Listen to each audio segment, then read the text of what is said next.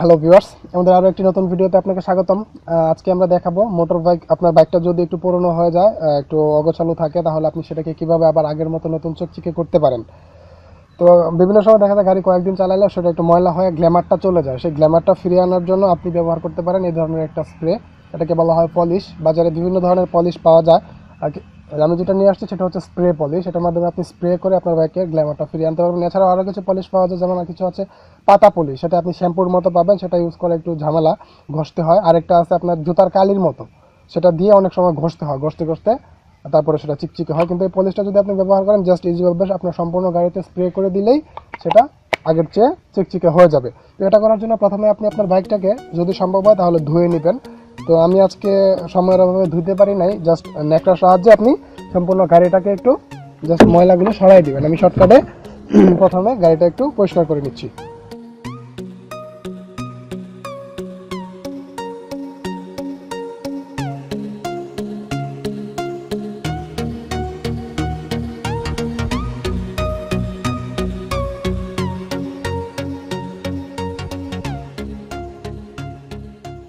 তো সম্পূর্ণ গাড়িটা একটু পরিষ্কার করার পরে আপনি জাস্ট স্প্রেটা নেবেন হাতে। এই স্প্রেটা আপনি যে কোনো দোকানে, পার্টসের দোকানে গিয়ে স্প্রে পলিশ বললেই দিয়ে দিবে। বিভিন্ন দামি হয়ে থাকে। আমি যেটা নিয়েছি সেটা 180 টাকা নিয়েছে আমার কাছ থেকে।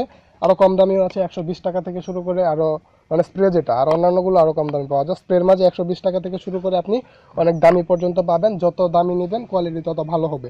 তো এটা ব্যবহারের প্রসেসিংটা আমি দেখাচ্ছি। ফার্স্ট আপনি এটা নেবেন, নিয়ে যে মানে সম্পূর্ণ গাড়িতে যেসব জায়গায় গ্ল্যামার আপনার ফেরানো দরকার, জাস্ট আপনি স্প্রে করবেন। দেখুন আমি আপনাকে স্প্রে করে কিছুটা দেখাচ্ছি। দেখুন আগের চেয়ে কিন্তু এখনই গ্ল্যামার অনেকটা ফিরে আসছে। এটা আরেকটু কাজ আছে, আমি আগে সম্পূর্ণ গাড়িতে স্প্রেটা করে নিচ্ছি। সুন্দর করে আপনি স্প্রে করে নেবেন।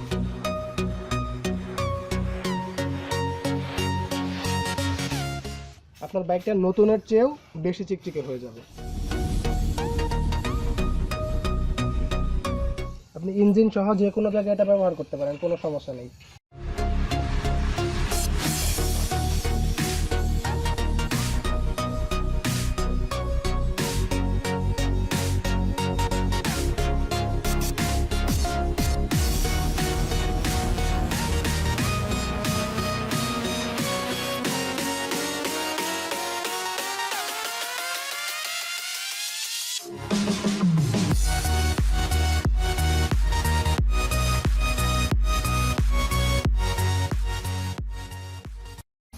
ব্যাস, আমি সম্পূর্ণ গাড়িতে একদম A to Z স্প্রেটা করে দিচ্ছি।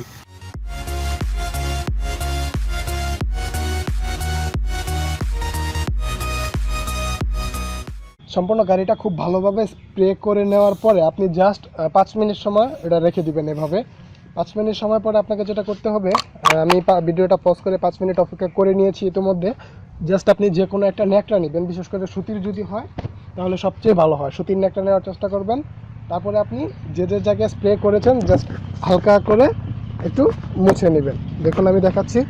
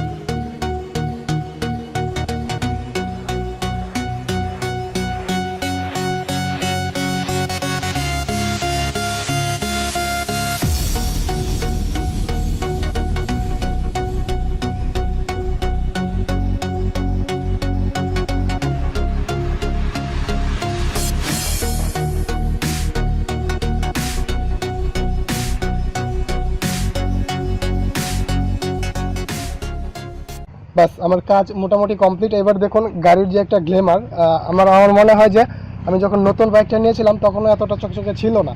এখন যে গ্ল্যামারটা আসছে, এই গ্ল্যামারটা আপনার বাইকে থাকবে। আপনি কিভাবে ইউজ করবেন সেটার উপরে। যদি আপনি ধুলিবালিতে বেশি থাকেন তাহলে এটা চলে যাবে 7 দিনের ভিতরেই চলে যাবে। 7 দিন পরে আবার স্প্রে করতে হবে। আর যদি আপনি একটু সেফলি ইউজ করেন, পাকা রাস্তায়, তাহলে এটা আরও বেশি থাকবে, গ্ল্যামারটা থেকে যাবে। আমি মোটামুটি 20 দিনের মতো আগে একবার করেছিলাম, আজকে আবার করলাম। তো আশা করি এটা দিয়ে আমার এই মাস চলে যাবে, আমি আবার করতে পারবো। আর যে স্প্রেটা আপনি নেবেন দোকান থেকে, এটা দিয়ে আপনি 5 থেকে 6 বার ইউজ করতে পারবেন যদি 200 টাকার মতো খরচ করেন। তো 200 টাকা খরচ করলে আপনার বাইকটা যদি 5 বার যদি আপনি ইউজ করতে পারেন, মাসে ধরে নিচ্ছি 2টা, তাহলে আপনার কয়টা হচ্ছে 6 বার হলে 3 মাস চলে যাবে। 200 টাকা দিয়ে যদি আপনি 3 মাস আপনার বাইকের গ্ল্যামারটাকে ঠিক রাখতে পারেন, তাহলে কিন্তু সে একটা ব্যাপার। যাই হোক এভাবে চাইলে আপনি আপনার বাইকটাকে নতুনের মতো চকচকে করে তুলতে পারেন। তো আজকের ভিডিওতে আর বেশি কিছু নয়, খুব তাড়াতাড়ি আবারও নতুন ভিডিও নিয়ে আসবো। ততক্ষণ সবাই ভালো থাকুন, আল্লাহ হাফেজ।